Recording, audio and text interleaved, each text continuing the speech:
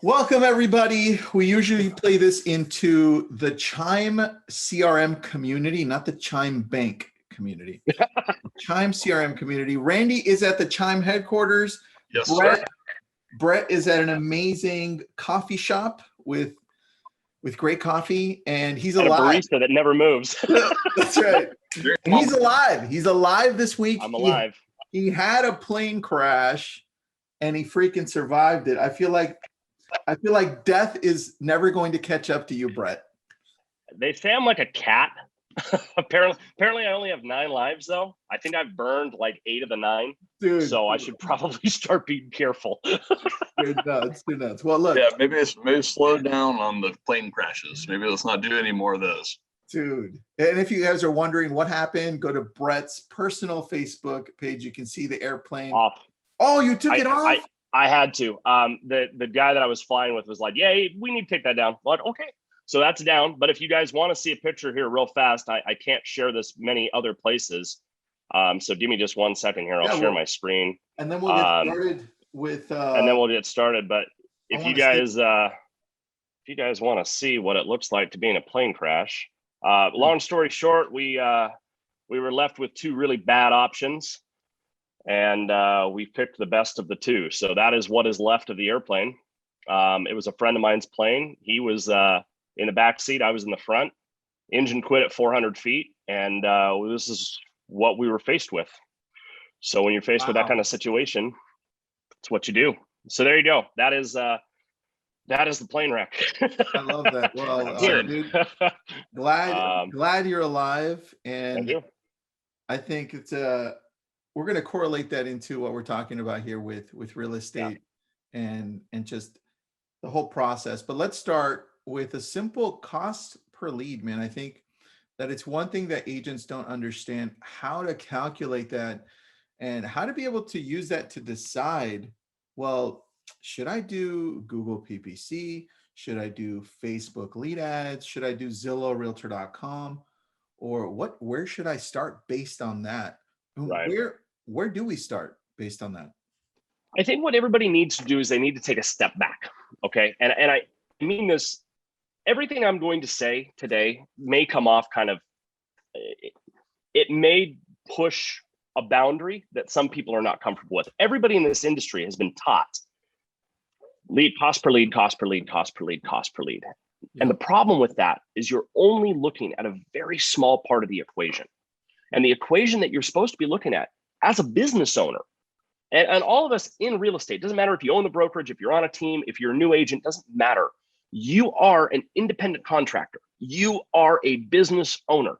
You need to be treating this like a business. And the first way to do that is make sure that you have your equation, your full equation, so that you know when you're making business decisions, financial decisions, whatever it is, that you have a complete picture. So where do we start? We start at the beginning. How do we look at the complete picture of your overall cost per client? What does it actually cost you?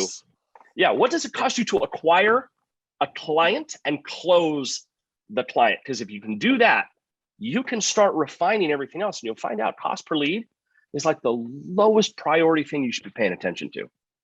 Yes. Customer acquisition cost is one of the #1 metrics monitored by any like fast growing business, right? Like CAC is what it's referred to as. Yep. Is a massive metric. It tells you everything. It tells you everything you need to know. I love that. Is what you're doing working or not? Your customer acquisition cost will tell you. Well, then. Yeah, I think. What's that? No, well, let's go into it. How do we identify your cost per client? Right. That's really the question we want to ask.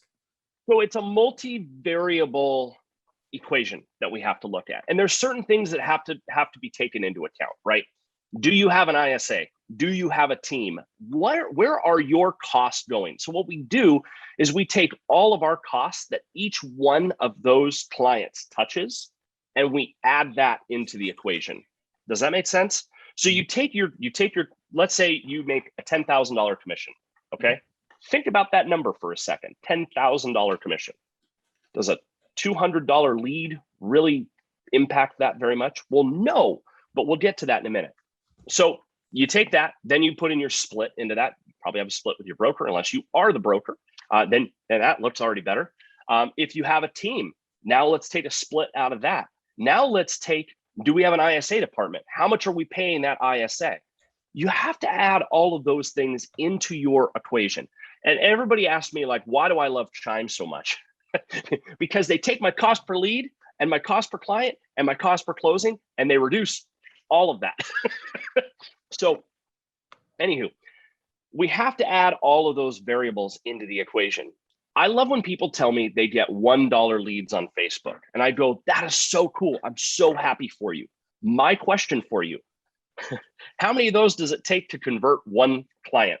And they go, oh, I don't know. I did like 1 out of 100. I'm like, cool. Do you have an ISA? They're like, yeah. How much are you paying your ISA? Well, we're paying them, to this much per month to close this many leads. How many months does it take to close a lead? How much are you spending on that again?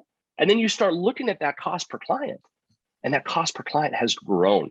So when I was like in the heat of battle, as I like to say, everybody gave me crap because I didn't care what I spent on my cost per lead from Zillow. I used a lot of Zillow. And there were times when it was like $600-700 a lead. And they're like, Brett, do you know what you're spending on that? I'm like, I do know what I'm spending on that. And they're like, why are you okay with that? I'm like, because I close 1 in 3. They said, what did you just say? I said, I close 1 in 3. They're like, yeah, but with Facebook, they're $1 a lead. I'm like, right. Now I have to pay an ISA 7 months to follow up with them. By the way, that ISA is going to hit terminal velocity, as I call it, where they're going to be working so many leads that they can't get to everybody. And now I got to hire another ISA. And then that person's going to max out. I got to hire another ISA. And so now I have a team of ISAs. And what's my cost again? So I want you to take and I want you to look at all of your costs.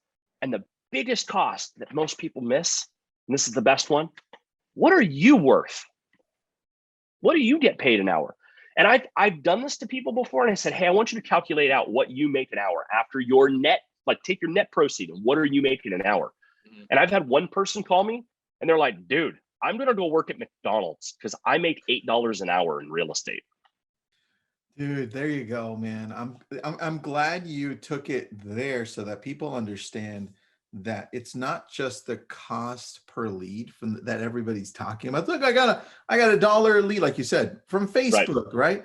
Well, what does that really mean? Because at the end of the day, you could also be on the opposite spectrum of that and say, well, look, I'm paying $500 a lead, like in my area, $500 a lead for one realtor.com lead. But that's actually a lot more money that you're paying because you're going to end up with less.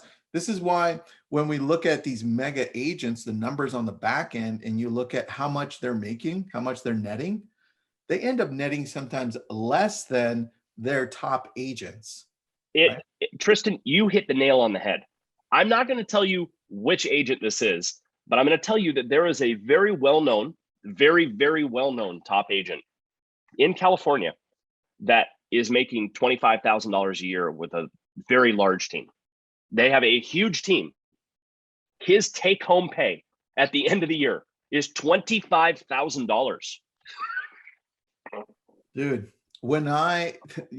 and you know what? It hurts because when I look back and when I was into that, I was like, ooh, this looks good. Let's just throw money.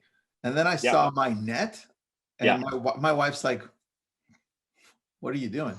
I'm like, it's Randy's fault. It's Randy's fault. I'm joking. Yeah, right? But I also provide the solution, so it's okay. Don't worry about it.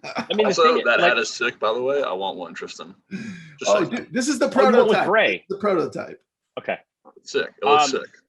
I'm the first person to admit that there were times I lost money at the end of the year. I looked at the end of the year and I was like, holy shit, I made no money.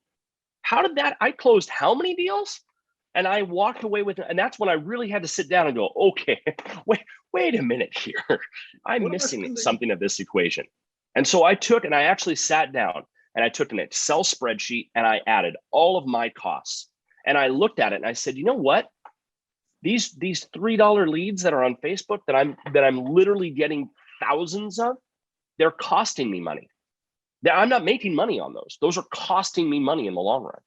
The leads that I took my lead sources and I said, okay, which one of these has the highest highest cost per client and the lowest cost per client. Oh, what I found was the higher the lead source, the higher the lead cost, the lower the cost per client. Imagine that. Imagine that. That's interesting, man. And look, let's take it even further, because you and I have gone deep into this.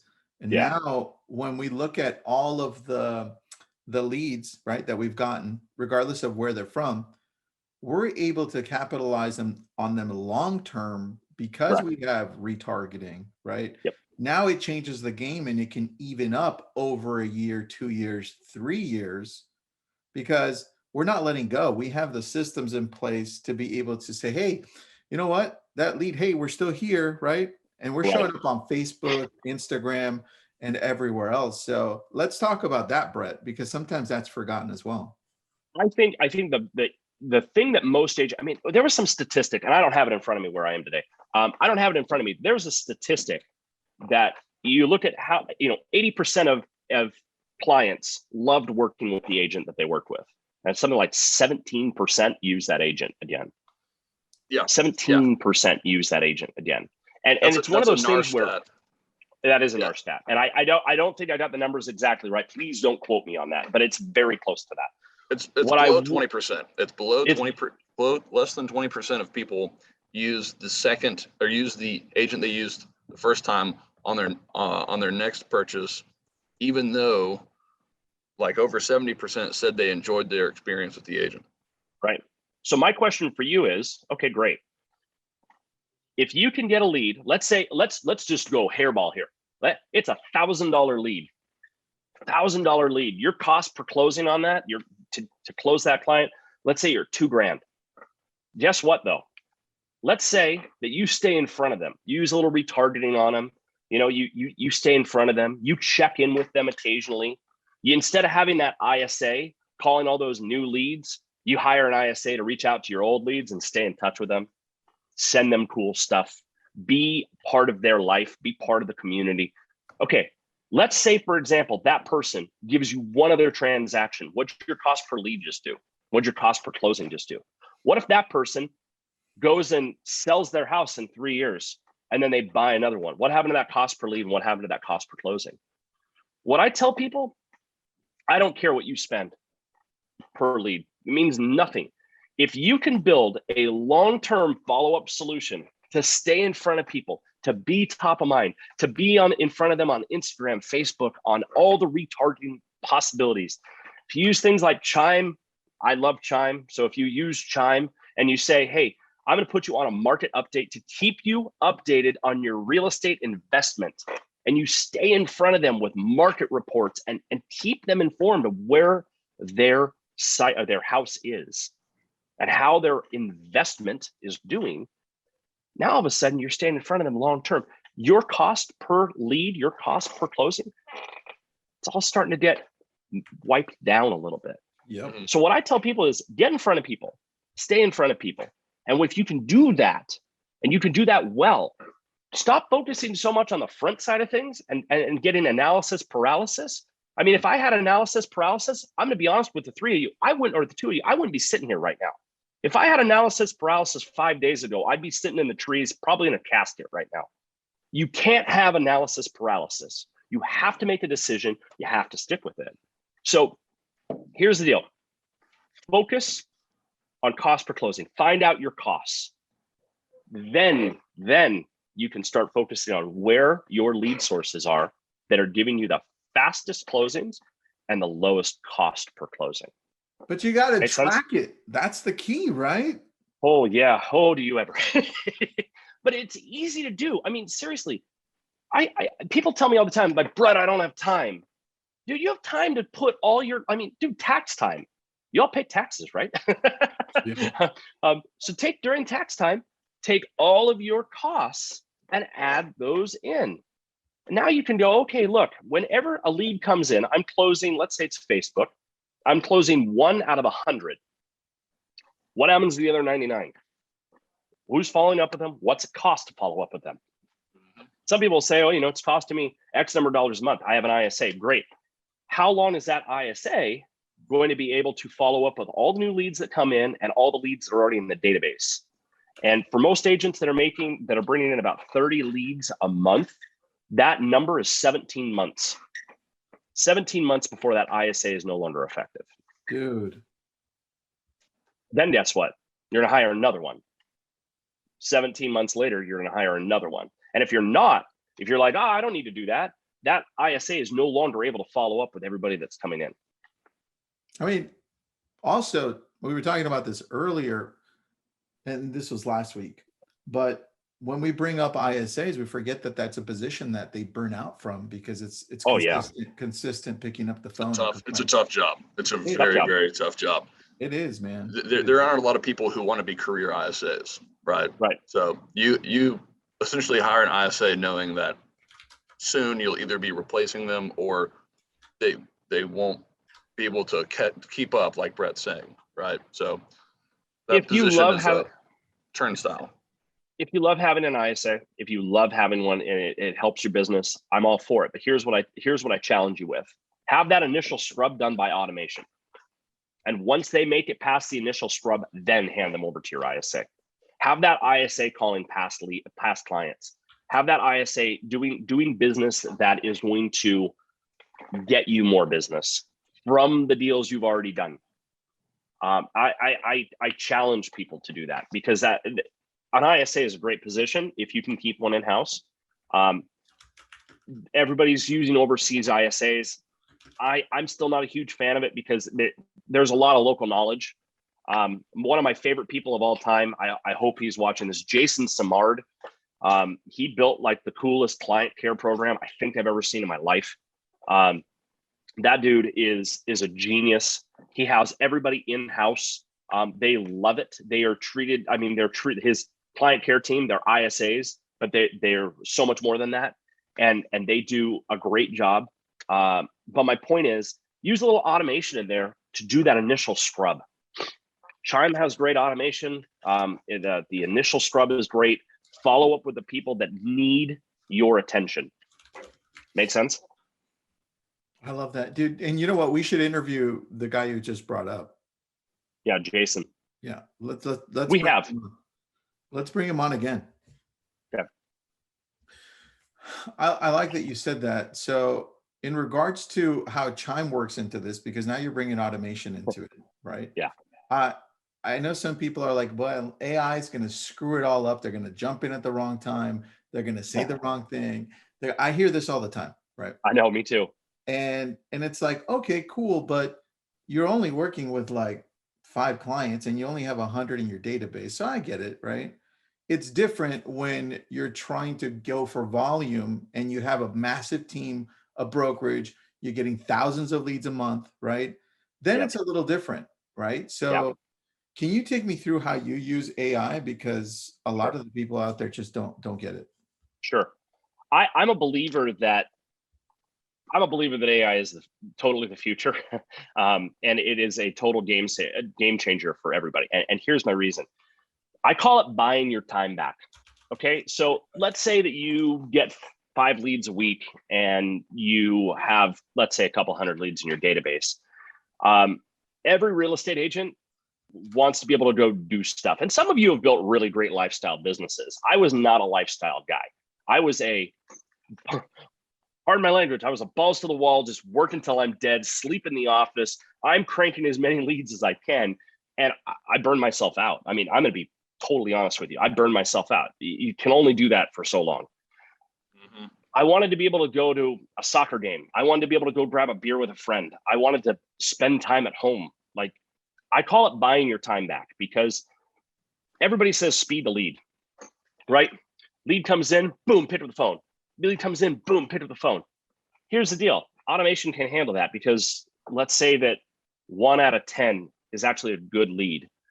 Those other ones, they're going to take some nurture time. Great. The way that I like to use automation, I let my AI do the scrubbing for me. And if it messes up, I love when it messes up, because then I could say that I'm training a new agent or something like, oh, dude, I'm so sorry. Hired a new assistant. Whoo, got to work on that one. There was someone, I don't remember who it was, that posted one that, like, the lead said something like, I'm kind of looking, but I'm not really. My husband just passed away. And the AI was like, great. Where do you want to start looking for your Wow. home? Yeah. And kind of got upset with it. And I'm like, that's a great training opportunity. I'd pick up the phone right then. Hey, I'm so sorry. Like I'm training somebody new. They didn't really read what has happened. We had a few people talking to them at the same time. I'll work on them. From now on, you only have to work with me. I am so sorry for your loss. How can I help you? It's a training opportunity. It gives you a reason to reach out to that person and have a conversation with them. We always look for reasons to reach out to people. We're always looking for new creative scripts to reach out to someone. Bingo, that's like the best one you could ask for. Hey, I'm so sorry. They didn't read what they wrote. You're only working with me from now on. How can I help you? I'm so sorry that they did that. Sorry for your loss. So it gives you a reason to reach out to someone. I use AI to literally reach out and do my initial scrub. It buys my time back, so I don't have to be the one doing that legwork. And it notifies me when someone's ready to go. Someone's ready to have a conversation with me. So that person's ready to have a conversation with me. They fill out, they go through the whole AI questioning. They're ready to chat. Boom, pick up the phone. Hey, Randy, Brett over here at Banana Realty. I just wanted to reach out to you real fast and have a conversation with you. My assistant left me this giant pink Post-it note on my computer that said, you're looking for a 3-bed, 2-bath house, in Atlanta. How can I help you? Now you have all the information. You can literally read back to them hey, I just want to make sure this is accurate. I don't want to send you spam. So before I go in and find you properties, just want to confirm you're looking for a 3-bed, 2-bath house in Atlanta. You're looking for a pool, you're looking for a mosquito net because there's lots of bugs there. So I have to bash Randy whenever I can. Hey, I can take it. I got broad shoulders. I can carry it. Right. But that's how I use it. And then on top of that, I use AI to consistently follow up with people, even past clients. It's just used to follow up with people. And Chime makes that so easy. I hate doing this and bringing up Chime consistently, but I'm one of those people that when I find something I love, I have a hard time not talking about it. It just kind of naturally gets brought up. So did that help? Yeah, absolutely. That helped a lot. I think this I love this conversation, by the way, because we always skip it and we go directly into the leads, right? And this just broke it down for us so that we can understand how is it that we should look at this whole process of acquisition and what part actually matters. Right. And I love that you brought that up because that is how we should look at it, right? And this is how we can run our business like an actual business. So by the way, Brett, the stats that you brought up, I think were pretty accurate. Adam just threw in a little blog there that showed that 88% said they would use their agent again. I copied that and I put it into Lab Coat Agents already there. So I beat both of you. I don't know what the hell you guys were doing, you slackers. Sorry, I was listening. Okay. I know. I'm just joking. It's because Adam and Brett beat me at everything every time. We're not competing though. We're not competing. No competition here. Only help. Who would compete? Hey, Tristan, when are we running? I'm never flying with you. I'm never ever flying with you. Hey, you know what they say about landings, right? A good landing's one that you can walk away from. A great landing's one when you can reuse the airplane. I had a good landing the other day. That's right, dude. And then the guy I was flying with ruined it. dude. No, but seriously, I mean, the biggest takeaway that I want people to take away from this conversation is I think everybody should take a new look at their business. We have all been preaching, everybody in real estate has been preaching the same thing for too long. And that is cost per lead, cost per lead, cost per lead. I challenge every one of you to expand the conversation, expand that equation a little bit and really look at where is your money going and how is it helping you convert leads and what is that cost per client? What is your time worth? And I'm sorry, but if you are making less than $20 an hour in real estate, you need to look at your business again or apply for a job. I don't mean to be that guy, but I sometimes Randy calls me a daily dose of reality sometimes because I try to ground people a little bit. If you're making less than $20 an hour in real estate, you need to find another job or you need to look at your business. And if you're not willing to look at your business, go find another job. But if you want to actually do this, take a look at what you are spending and your costs, add them all up, and figure out what your hourly rate is. One of the biggest misconceptions when it comes to leads is that if you want to close more, you need to buy more. That's just not true. If you invest more heavily into your conversion tools, your lead conversion tools, you'll close significantly more. You'll make more money. You'll be happier. There will not be this massive burden of leads, because like you said, you reach a point of diminishing returns. You get to a point where you can't handle that volume of leads anymore. Regardless of what you end up doing, right? Whether you hire an ISA, hire 10, eventually you get to a point, can't handle those leads anymore. Your ROI is going to go down. So rather than thinking of your next new lead source, think about what you already have and improving your conversion on what you have coming in currently. I think the another huge wait, I forgot where I was going with this. Tristan, do you have anything while I think about what I was just about to say? No, dude, I'm just happy that we're talking about this. That's it. And for everybody listening in, if you haven't signed up for Chime, just go ahead and do it. We're all Chime users. So just do it. Just do it. Just do it. I think I'm not going to remember what I was going to say. Don't even worry about it. It was a good one. But anyway. It was a good one. I'm gonna be thinking about it later. Like, son of a. We'll leave it at that. It was a good one. It was a good one.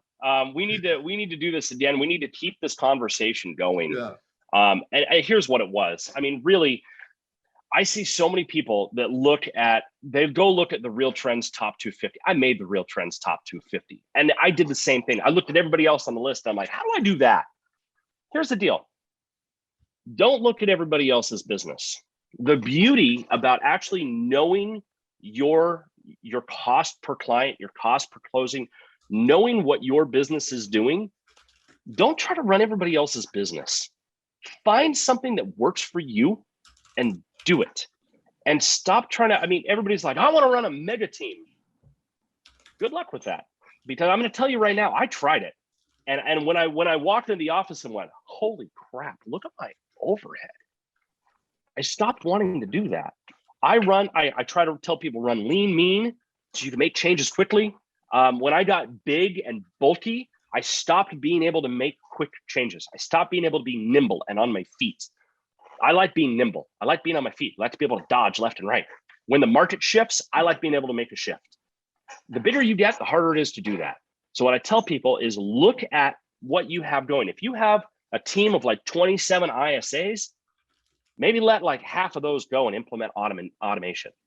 If you're doing that kind of thing, you have that many people, maybe look at doing a little automation in there. And maybe you could find you have now an automation that is one system instead of 16 people, and those 16 people call in sick and all that stuff. AI doesn't call in sick. AI doesn't stop working. My favorite part, you don't have to pay them overtime. So point being, take a look at your business. It's so much easier just to run lean and mean. I agree, man. Thanks for being on. Adam, always thanks for joining us, man. We feel like you're the fourth person to this trio that we've got every time. So thanks, guys. Randy with Chime. Thanks, buddy. You're at the headquarters in Phoenix. Brett, say hi to the barista behind you. And he still hasn't moved. Have an awesome day, everybody. You too. See ya.